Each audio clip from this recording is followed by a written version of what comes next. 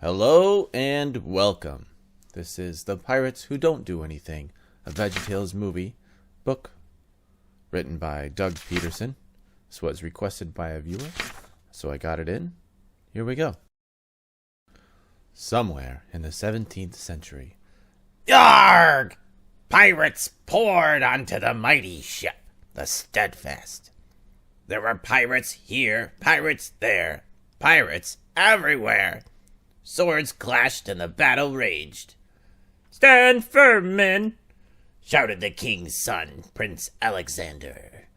But when the smoke cleared, Alexander had been taken prisoner by his evil uncle, the pirate Robert the Terrible.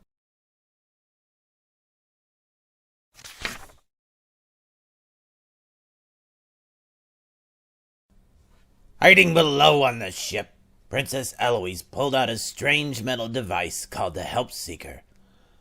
Her father, the king, told Eloise to use this device whenever she was in deep trouble. That time had come. "We need our heroes," she cried to her butler, Willery. Then Eloise launched the Help Seeker on its way. Meanwhile, sometime last week, 3 cabin boys waited on tables at the Pieces of 8 restaurant while actors put on a swashbuckling pirate show. Some might say that Sedgwick, George, and Elliot were losers. Sedgwick was lazy, George wasn't much of a leader, and Elliot was scared of everything. Spiders, the dark, wicker furniture.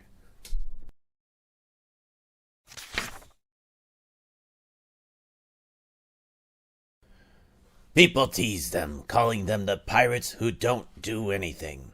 So the 3 friends decided to finally do something. They would try out for the big pirate show. They would be heroes. "Let's give it a shot," exclaimed George as he put on his pirate costume. Unfortunately, the audition didn't go very well. Instead of becoming swashbuckling pirates in the show, Elliot, Sedgwick, and George lost their jobs. "Guys like us will never be more than cabin boys," said George. "Something will turn up," said Elliot brightly. Clunk! Just then, a strange metal ball fell off the back of a passing garbage truck and landed right in front of them.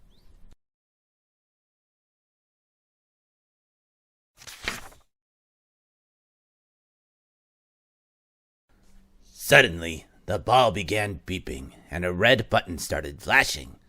"It's a bomb," yelled Sedgwick. "Chuck it in the river." Instead, Elliot pushed the red button. Jumping jellyfish! The next second, a large wooden rowboat came crashing down from the sky. It landed with a bang right in front of them. When Elliot pushed the button the second time, the rowboat whisked them back to the 17th century and dropped them in the wide open sea. Sedgwick was mad, and things looked bad until... "Ship ahoy!" George yelled. He had spotted Eloise's ship in the distance. The pirates began to row as fast as they could.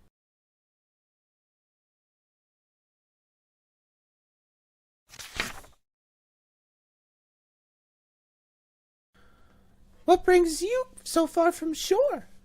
asked Eloise as the 3 cabin boys climbed on board. George showed her the Help Seeker. "This did." Eloise's eyes widened. "Our heroes have come." The princess begged the 3 heroes to rescue her brother from Robert the Terrible. But could they really help? Should they? Would they? "This is our chance to finally be heroes," said Elliot. So the pirates who don't do anything chose to do the hardest thing. They set sail with Eloise in search of Robert the Terrible's hideout.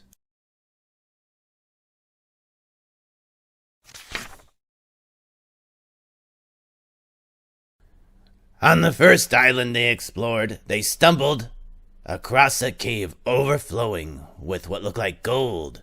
But it was better than gold. It was "Cheese curls," Sedgwick shouted. Sedgwick had a choice. He could keep trying to be a hero, or he could stay on this island with his favorite snack. Who are we fooling? Sedgwick said. We're not heroes. We're not tall or strong or handsome. I'm staying here with my cheese curls. Woohoo! Elliot and George sadly left without him. Then Sedgwick made a terrible discovery. Those cheese curls were alive. The munchie monsters swarmed all over Sedgwick like angry cheese-flavored ants.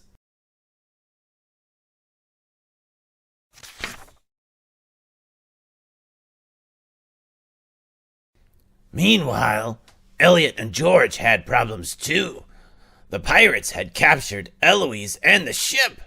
So Elliot and George had a choice. Should they rescue Eloise? Could they? Would they? After looking around, they found another boat and set sail. Let's go save a princess, Elliot declared. To reach the pirate hideout, Elliot and George had to go by the island of Walking Rocks. It was a pretty island, a pretty scary island. The rocks were alive. Ah! You would probably scream too if you were being chased by rock monsters big enough to crush a minivan.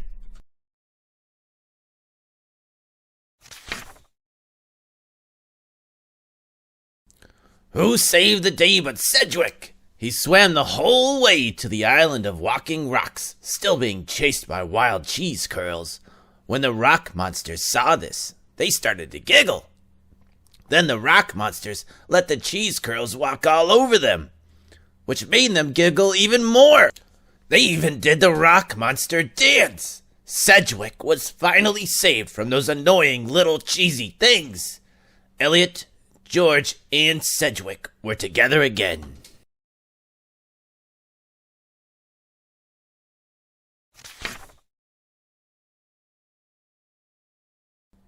Our heroes knew the only way to reach the pirate hideout was to slip through the Clapping Pass.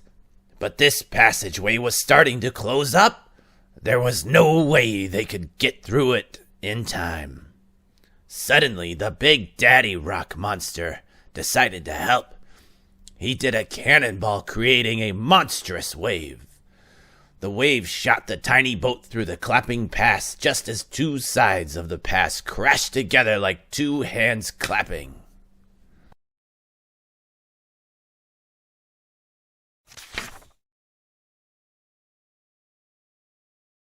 So after many adventures, our heroes reached Robert the Terrible's hidden fortress.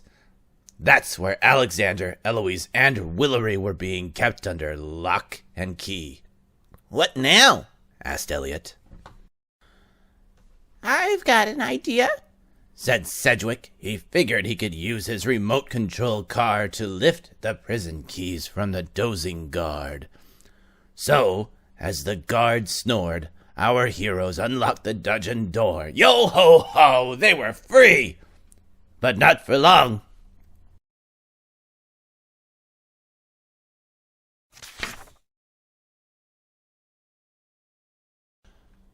Arg! Robert the Terrible barged into the prison, larger than life, pulling out his cutlass. He held Alexander and Eloise at sword point. The three heroes felt like zeros again, complete losers. But that's when George spotted the rope holding up a light.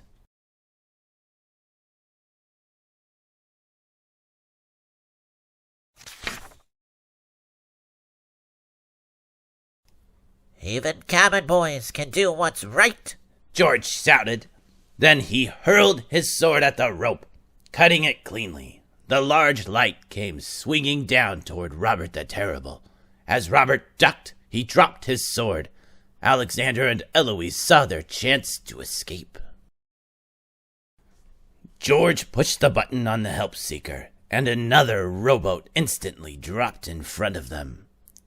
Get in, George hollered. They sailed down a spiral staircase while Robert bellowed in anger. His prisoners were getting away, but they weren't safe yet.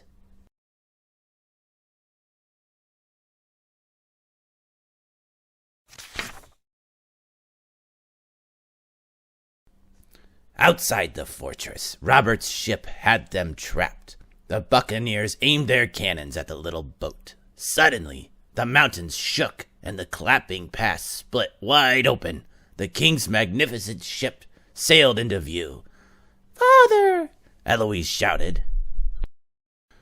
The king had come to save the day, and Robert the Terrible had a terrible sinking feeling.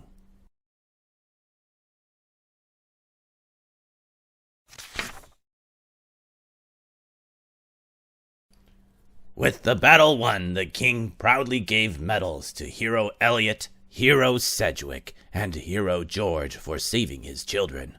But most important, he told them, "Heroes are not the strongest or fastest or smartest or best looking. A true hero is someone who does what is right, even when it's hard."